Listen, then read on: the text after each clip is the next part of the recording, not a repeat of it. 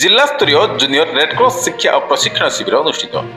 जिला शिक्षा विभाग नवरंगपुर आनुकूल्य अष्टम जिला स्तरीय जूनियर रेडक्रॉस शिक्षा और प्रशिक्षण शिविर सरकारी उच्च माध्यमिक विद्यालय कोसागुंडा उद्घाटित हो जाइए।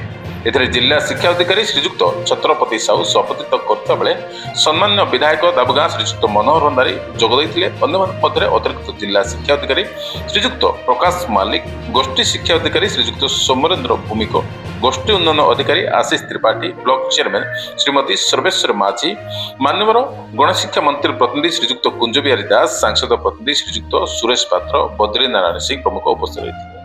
प्रथम रेडक्रॉस प्रतिष्ठाता हेनरी डुनान्टक फोटोचित्र पुष्पमाल्य अर्पण पूर्वक प्रदीप प्रज्वलन कर जिला शिक्षा अधिकारी सेवा दैव्य दुर्विपाक साहाय्य तथा विश्व भातृत्व वार्ता प्रदान करथिले। देखो आमर नवरंगपुर जिला स्तरीय अष्टम रेडक्रॉस तालीम तथा प्रशिक्षण शिविर ये अनुष्ठित होची। आसंता 3 दिन धरी कोसागुंडा उच्च माध्यमिक विद्यालय चलो। ये पिलामानंकु आमे प्राय जीवन रक्षाकारी कौशल विषय शिक्षा देवार कार्यक्रम रही। आमको विभिन्न लाइन डिपार्टमेंट जो ट्रेनर माने अच्छा, मेडिकल ट्रेनर अच्छा, फायर डिपार्टमेंट ट्रेनर अच्छा, समस्ते पुलिस ट्रेनर अच्छा, समस्ते आम पिला शिखेबे। यार मूल लक्ष्य हूँ केमी असहाय विपन्न लोक आम यथा समय सेवा जोगे पारिबा तथा जमी जीवन रक्षाकारी जो उपादेय रक्तदान भाया उपादेय जिनस अच्छी ता विषय में सचेतन करने कार्यक्रम अच्छी।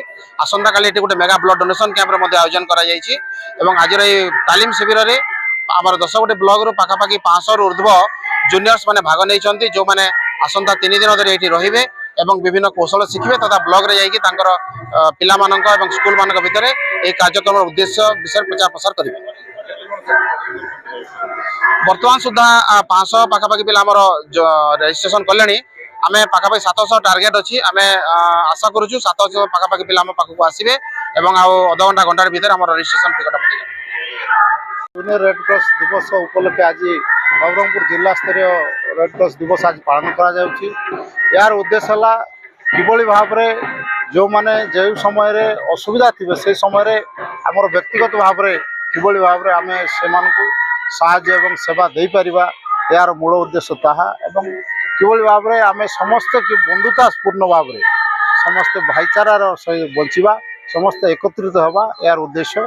तेणु मु समस्त जो आसी बहुत आडंबर पालन करा जिला स्तरीय एठारे समस्त जो शिक्षार्थी मैंने आसते 3 दिन धरी जो कार्यक्रम शिखिकी जीवे एवं आगामी दिन में जो कार्य को लोकंर सेवार लगेबे और लोक उपयुक्त समस्या थिबा समय जो सेवार लगेबे निश्चित भाव में जीवन धन्य हो।